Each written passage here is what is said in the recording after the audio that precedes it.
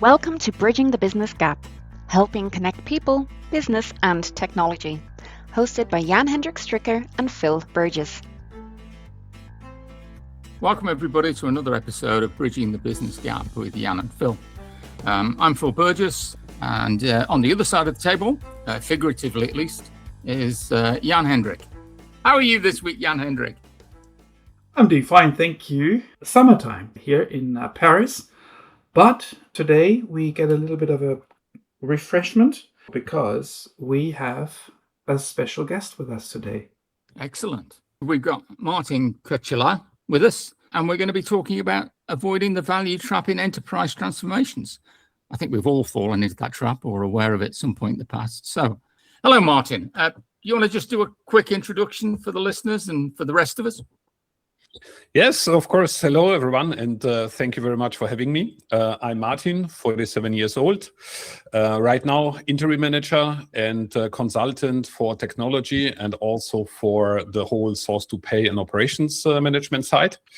I live in Germany, have spent plenty of years with SAP, with management consulting and also with the industry. And I'm a value evangelist and very glad to be with you today and talk about value management and how to overcome a potential value trap. And Martin, you have written and released a book very recently on, I think, very much a similar topic, which you will be talking about in this podcast episode. So Martin, I would like to start with a statistic that surprised me. According to a recent BCG study, only around 5% of companies achieve transformational value from their AI investments, while the majority report only limited returns despite apparently spending millions on it. So, what do you think? Why are we so good at investing in technology, but so poor at creating business value from those investments? Oh, that's a very interesting one. I think because it's fancy. I think it's the buzz in the market. Everybody wants to get these new functions and features, and I think companies and CEOs, they have the money.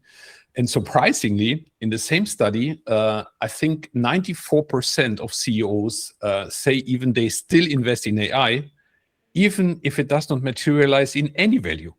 I've never overcome a situation where almost every CEO is telling me, oh, I'm going to invest by not looking at classical stuff like return on investment or the value realized. And even what is a very interesting shift is 72% of the CEOs say that they going to own the AI initiatives. So it's basically moving from technology. They want to be the partner, the sponsor of AI. So I think they want to surf the wave, which we right now have in the market. And I'm not sure if they don't analyze what is the value, what are the appropriate use cases. Many are piloting, many are showcases. But I'm not sure if you have read that Uber wasted or burned their AI budget for the entire year in just 4 months with the tokens they consume on the large language models. And what they don't right now materialize is really what are the tokens. So I think it's a very different momentum which we have right now, because you subscribe to a certain level to a software or a service, but in the end you are not getting, let's say, the fixed numbers or the lump sum, or for the CFO, it must be a nightmare not knowing what they're going to spend on AI or in IT in the future. So I think it's a very interesting thing. But do you think? I mean, do you think this is anything new? Because every time we've had some sort of a hype cycle, people with a vested interest have pushed technology and tools as the shiny new thing. I mean, do you think it's a new issue that AI is creating, or do you think it's really just the same one that we've had for years, which is people pushing shiny new toys without any real need in a business? I think you refer to the internet bubble, which burst a couple of years back. I think that I'm old enough to remember that, yeah, and the marketplace bubble, yeah. It was also a very interesting time. So, I was one of the pioneers implementing Ariba on-premise in 1999 for an industrial company. it was very interesting one. And also in that point in time, investments were not the big challenge because companies actually did the same. But in the end, it's adoption and it's the burn rate. And technology was also great, but to a certain point in time, if the money is gone or the budget is gone, or if you invest, you sometime have to stop. So I think the value discussion definitely comes in a point of time. Martin, you've spent years advising executives on business value. And as we just said, you've just published a book that's called Rewiring the Value Engine. What made you write this book in the first place? Oh, in the first place, because I had time. so that was one reason. I always had this in mind to basically evangelize more the value-centric perspective. I think companies are typically looking at, I don't know, maybe on financial metrics, on the investment costs, but the value realization piece or the value capture piece was not really announced. And then in the practice of software companies, value advisory is a kind of an, let's say, set standard, and everything is changing right now because companies also believe everything can be done by a bot or by an agent, and a business case calculation is a simple thing. If you just plug in the numbers and run it through Claude or ChatGPT, I think that's not an issue. But what we also see that for large transformations and complex projects, even if we follow Gartner or some of the analysts, is that the consulting piece is becoming more and more important, not even in the pre-sale side, but also in the post-sale side. And I wanted to be value-centric. I wanted to evangelize. I wanted to give a playbook or a checklist to some of the stakeholders, actually people who are really interested in, because I think we leave a lot of unlocked value on the table. And I think it's time to really rethink, or as I call it, to rewire the value engine, to really have different perspectives for CIOs, and even for a CFO, but mainly also for the value advisory practice globally. Can you give us an anecdote maybe to illustrate what you think companies are leaving on the table and how they do this? Well, I mean, I've been evangelizing a lot of clients in the past, and even last week, I had a call with 2 board members on a broader S4 transformation side. And if you just look and have the dialogue, of course, a lot of people were changing. So project teams were changing at that point in time. They are discussing the deployment strategy. The project teams, the consultancies were changing. So everything was kind of in a volatile world, which is very unusual for a broader transformation project. And it basically came down that on the basic questions like, what is my deployment strategy? What is the architecture? The most important question to me was, the board was not really the executive sponsor. They had not felt to be in a position to own the program. It was like, it's an IT kind of thing and it's an upgrade and we have to go through it to a certain level. And the second piece, or the second question I was asking is, what do we expect out of it? So once you run this S4HANA cloud greenfield approach, what do you expect will happen? And of course, the company even had more challenges because they were bringing harmonization and then a centralization program. And I think that is a thing where classical stuff is even missing. And I think for me, it's even a compelling case to evangelize and educate that you have to do your homework to be successful. Absolutely. I mean, that actually brings up a really good point. A lot of people will say, technology is value or adoption is value, or, do you actually think that, technology tools can actually create value on their own?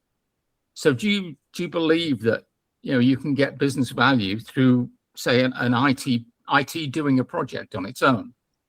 It also depends, because right now, I strongly believe that technology can accelerate very fast. And if we take the autonomous or agentic bus, the bus in the market, then I think we are almost close to it, that the models become, and functionality and increase, they become better and better and better. So even if you compare with your own experience by using ChatGPT, for example, the models with Claude improved remarkably.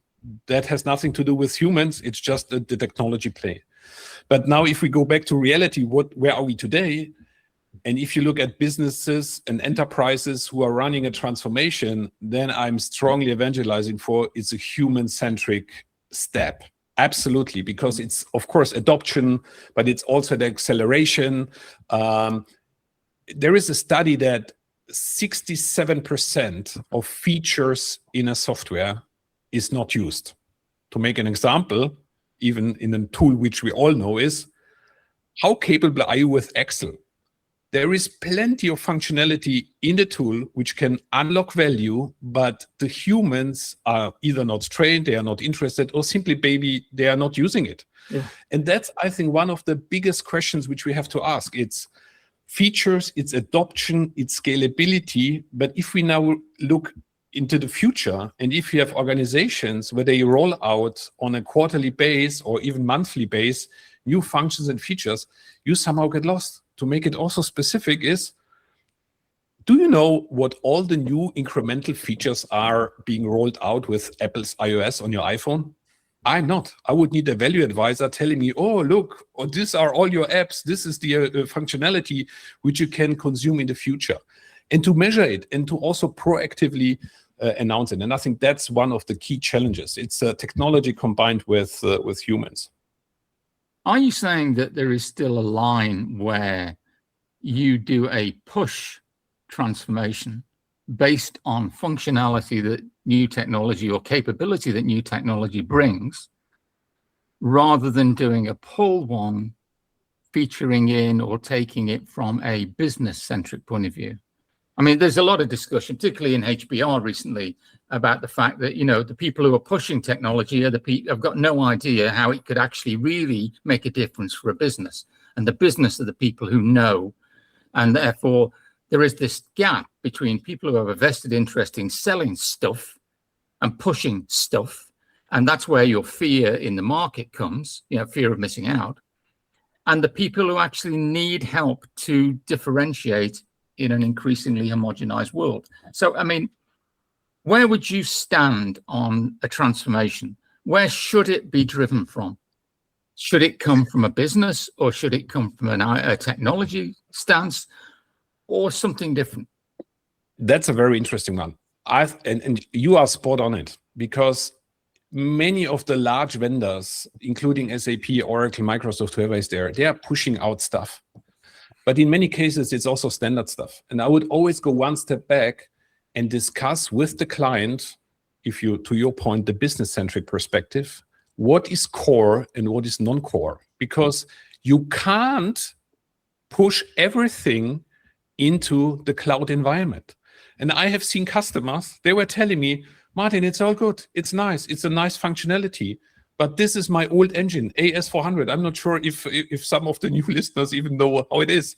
Black screen, you know, and even the programmers are, but they are not touching it. So the future, in my view, is the composable ERP or hybrid ERP landscape. And the second question, we were talking about humans, but it's also culture. Is the company really ready to consume all the functionality? And to be honest, I have seen clients, they have implemented S4 in the cloud, but we're still running Excels on a sideways to plan their warehouse. So it's great. It's great because I think it brings out the idea that, you know, sometimes I've seen, for instance, go live checklists which say every function should be working. And one of the things we talk about is taking a value-based approach. So if you've got 85, 90% of the value realization in potential from 15% implementation, brilliant, fantastic. You have to ask, why did you actually look at the other 85? But okay, that's, you know, you sort that out afterwards. I mean, is that something that you talk about? Is that, you know, is that where you start talking about a mature value management practice in the organization? I think the value management practice primarily is even one step higher, because many organizations simply do not measure value. So if they run an S4 program. And the second one where the industry and practice is really changing is to make exactly what you are explaining, to focus on core I would call it use cases. You can call it functions, or what are core features. And then to have the discussion and to move the needle there. If you have only one use case, and that happens only once a year, it's nice that you have all this AI and new functions and features and you can move the mouse, all fine. But it does not move the needle. The needle must be focused on where is the real stuff, where is the optimization potential with new functionality, with new features, which can really incrementally bring the company forward. Okay, great. That's brilliant. Just as a sort of an idea, let's imagine there's a CEO or a COO, a business-oriented type person listening to this while driving to work tomorrow morning, say, what do you think is the first thing they should do or think about differently? I think to be really honest, independent from any broader transformation, I think they should pick up the phone and call the CIO or program manager to really ask for, should they help or be more present or do the executive sponsorship. I think they need to be more present. I've never seen a CEO really running or typing any kind of a software or any type of, showcase that they are involved. Yeah. Of course they are involved, but behind the curtain with board meetings, etc. But I think they need to be present. People need to see it. Yes, this is the transformation we want to achieve, and not put in a leather jacket and be on stage and talk about AI.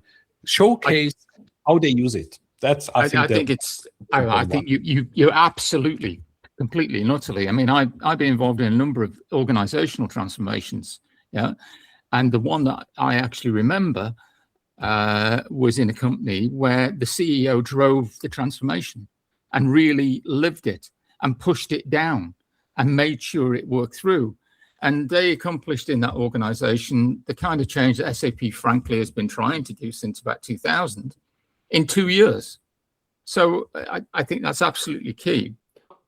So Martin, let me take on a CIO lens here and ask you this. So if I was to run this S4 transformation in my organization now, and I've done some research and I've come to believe that S4 transformations are very difficult. A lot of them become much more expensive than initially, and they take more time than was initially planned.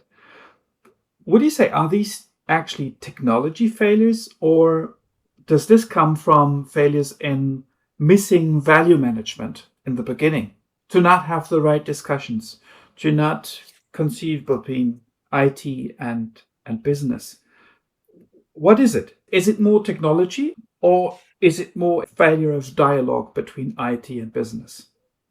I think it's the later one. I think it's IT and business discussion and readiness. I mean, the cloud world is a complete different beast compared to an on-premise world, especially for ERP, right? Not necessarily in the consumer software, but for ERP and business-centric companies, that's a super hard topic.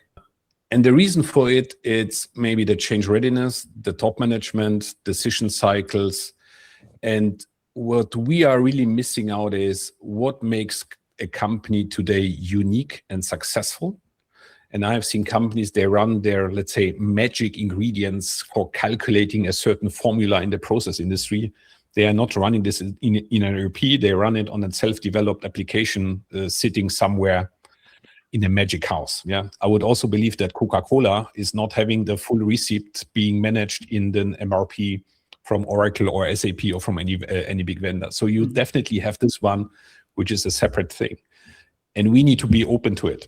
So technology can help. You can run with SAP Greenfield deployment, following the standards, click on, set up your company entirely new in 9 months. But if you focus and you want to transform your established businesses and processes and architectures, then you need to be very careful on project management, use cases, and the segmentation. And don't forget the people from a change and adoption perspective. I think I could very much agree to that. And I also think that basically the leaders in the organizations, they have an important role to play here as well. Because as you mentioned, change is very important and cloud is very new. So for me, that looks like somebody needs to walk the way, needs to make sure the others can follow.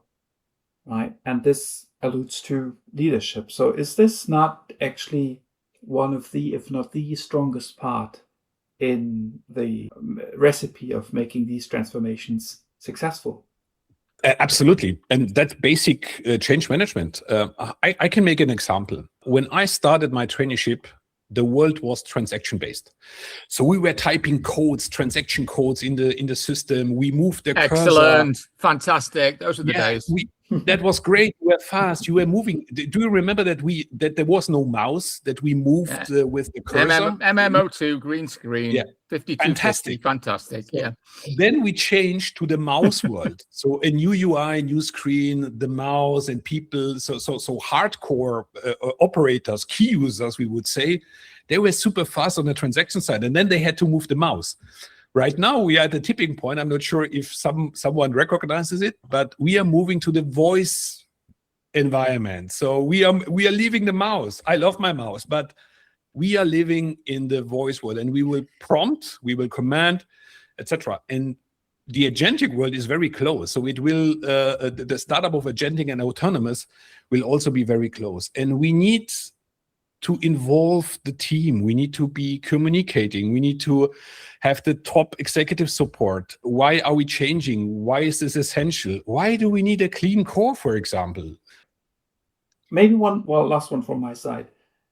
In your book, you dedicate a whole chapter to a rather, I say, exhaustive list of recommendations to CIOs from a value advisor's perspective. We talked about value management best practices and so on. Could you give us some examples from that list of what you think is maybe most important for CIOs to have in mind? So as we just talked to connect directly the dots, is I think change management and the adoption side or innovation is also a very critical point. But I would say the biggest one is really to determine the key driving value cases or use cases, or where the new technology will remarkably move the needle for the company. I think that's definitely one to really consider end-to-end cases. But in general, it's also important to have a value management, well, if you want to call it practice, or a responsible person. It could be part of the PMO organization, but really to have and plan, have the ambition to have a target state, to measure the different process steps and progresses. And in the end is the innovation we plan for really to consume it further and to measure it. So I think, in my view, this is definitely one of the most important one. And then, of course, you have some softer issues like the alignment with the board, to get the buy-in, to have some communication streams, involve some of the stakeholders in the broader transformation, identify some key users. So there are definitely pieces or checklists or recommendations which you can consume. Yeah. Mm-hmm.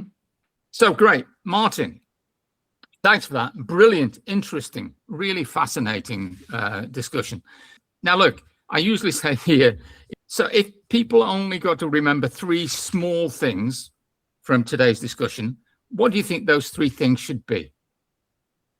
What are your 3 takeaways? So in the first place, I would say, of course, build the case for change. I mean, there is a study talking about for AI transformation in particular, but I think they're also very similar to the businesses. 70% humans and processes, 20% technology, and 10% is code and the algorithm. I think you need to make sure that you have everybody on board in this one.